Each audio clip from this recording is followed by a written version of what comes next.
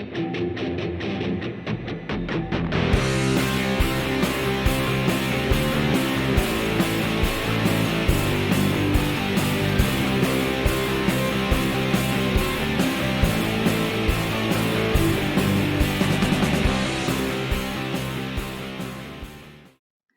dia a todos, estamos aqui então para começar a disciplina de álgebra linear. Hoje vamos apresentar um conceito fundamental para a disciplina, o conceito de espaços vetoriais. Vamos ver também que espaços vetoriais nada mais são do que conjuntos numéricos que possuem duas propriedades em comum, nesse caso, adição e multiplicação por escalar. Bom, vamos começar então olhando o nosso R2. O R2 ele é definido como todo par ordenado x e y, tal que x e y pertençam aos reais. E a interpretação geométrica dele é o nosso conhecido plano cartesiano.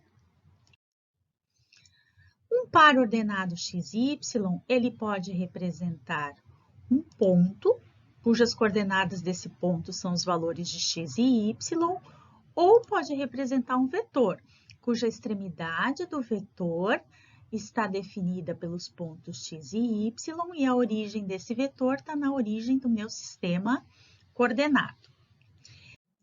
Esse conceito pode ser estendido ao R3, que geometricamente representa o espaço tridimensional.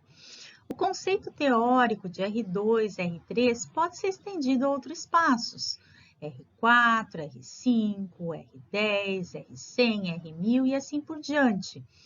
Podemos definir de forma geral um Rn, né, com esse n tendendo ao infinito. O único problema que nós temos é que com espaços com n maior que 3, perdemos a interpretação geométrica. Agora, então, eu vou considerar dois conjuntos, o Rn, né? Notem que eu estou definindo o conjunto dos reais de forma geral e o conjunto de matrizes de M' por N colunas, tá? Também estou definindo na forma geral. O que a gente vai avaliar agora é que esses dois conjuntos têm duas operações em comum, a soma e a multiplicação por escalar. Como eles têm essas duas operações em comum, as propriedades decorrentes dessas duas operações também vão ser comuns para esses dois conjuntos. Então, é o que a gente vai verificar agora. Bom, vamos definir então aqui os vetores u, v e w, que pertencem ao meu Rn, o meu alfa e o beta, que são meus escalares, que pertencem aos reais, e as matrizes A, B e C, que são matrizes do tipo M, de M' por N colunas. Bom, em relação à adição, então, valem as seguintes propriedades. Primeiro, temos, então, a associativa da adição, onde o que acontece?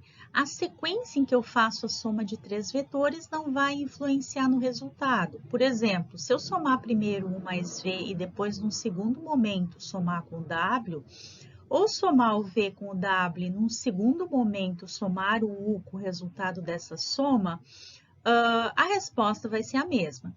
Isso vale tanto para vetor como para matriz. A segunda propriedade é a comutativa da adição. Então, tanto faz se eu somo o U com o V ou o V com o U. A ordem da soma não importa, tanto para vetores como para matrizes. E, por fim, a existência do elemento neutro, né? Aqui eu estou somando um vetor U com outro vetor nulo, do mesmo tipo do U.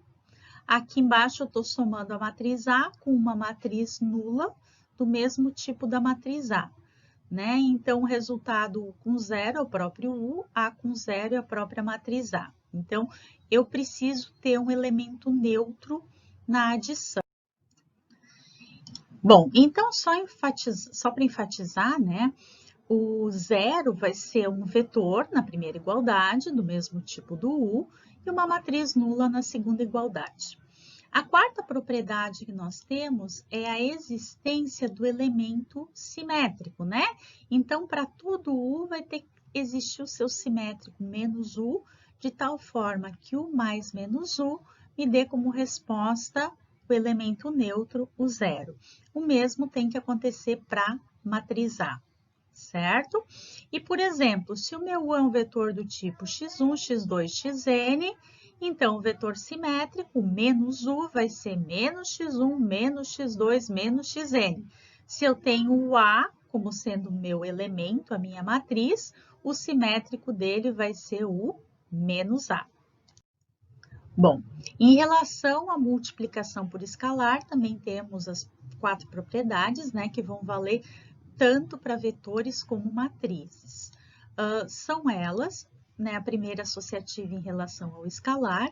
Então, notem que nesse lado da equação, o que acontece? Eu tenho dois escalares alfa e beta que estão se multiplicando, né, no primeiro momento, e depois o resultado dessa multiplicação vai estar multiplicando o vetor U.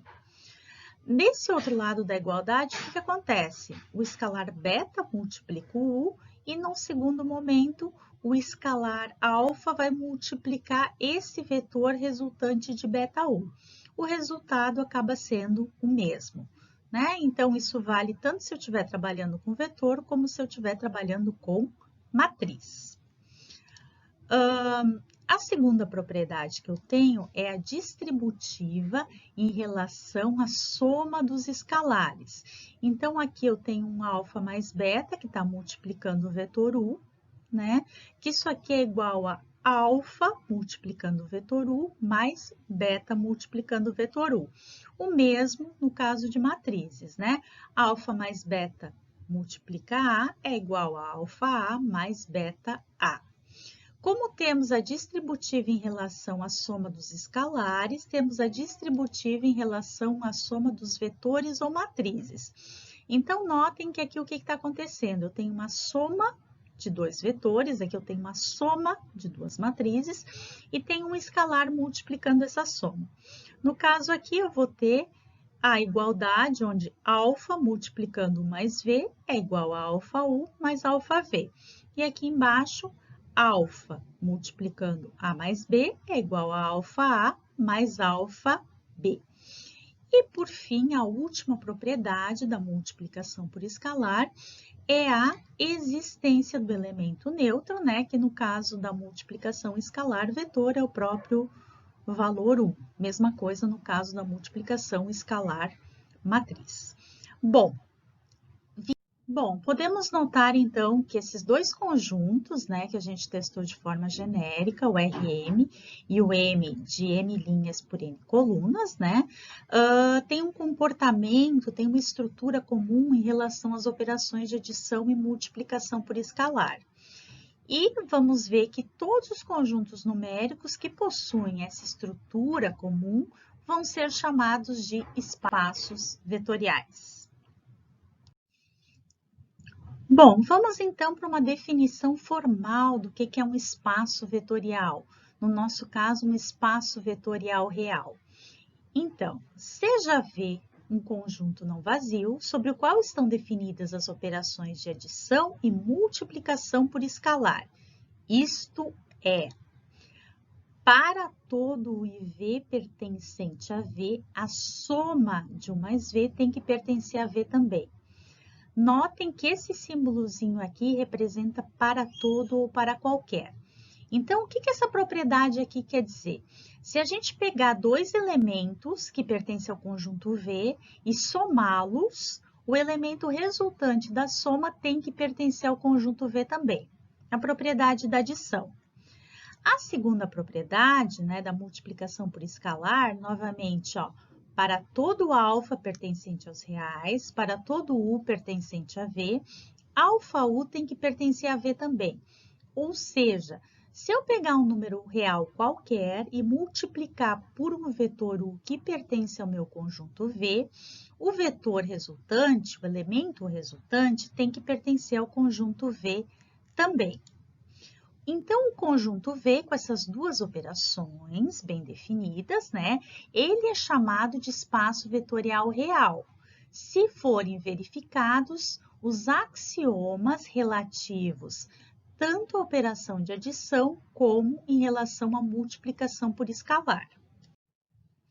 Em relação à adição, temos já as nossas conhecidas propriedades, né, que aqui a gente vai chamar de axiomas.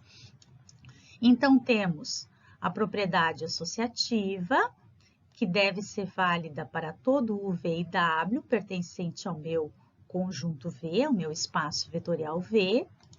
A comutativa, que deve ser válida para todo U e V pertencente a V. A existência do elemento neutro, esse símbolozinho aqui quer dizer que existe o zero pertencente a V, e para todo U pertencente a V, U mais zero é igual a U. A existência do elemento simétrico. Então, para todo U pertencente a V, existe o menos U pertencente a V, tal que o mais menos U vai me dar igual a zero. Então, esses 4 axiomas são relativos à adição. Em relação à multiplicação por escalar, também vamos ter os 4 conhecidos axiomas, né? A associativa em relação ao escalar, a distributiva em relação à soma de escalares, a distributiva em relação à soma de vetores e a existência do elemento neutro. Então, esses 4 axiomas, essas 4 propriedades, elas devem ser válidas para todo U e V pertencente a V e para todo alfa e beta pertencente aos reais. Uma vez, então, que esses 8 axiomas, né, os 4 da adição e os 4 da multiplicação por escalar, são bem definidos, são satisfeitos, a gente tem que as operações, né, de adição e multiplicação por escalar estão satisfeitas e temos definido, então, o meu espaço vetorial real. Bom, para finalizar, então, nossa aula de hoje, vamos ver 2 observações. A primeira me diz que os elementos de um espaço vetorial são chamados de vetores independentemente da sua natureza. Isso quer dizer o seguinte: se eu estiver trabalhando do espaço vetorial de matrizes, as matrizes pertencentes a esse espaço vetorial podem ser chamadas de vetores. O mesmo ocorre com polinômios, com qualquer conjunto numérico do Rn. Outra observação importante é que se estivermos trabalhando com conjuntos de números complexos, vamos estar definindo um espaço vetorial complexo. Bom, gente, com isso, então, finalizamos a aula de hoje, onde definimos o que é um espaço vetorial. Na nossa próxima aula, veremos um exemplo de espaço vetorial. Até a próxima aula, gente!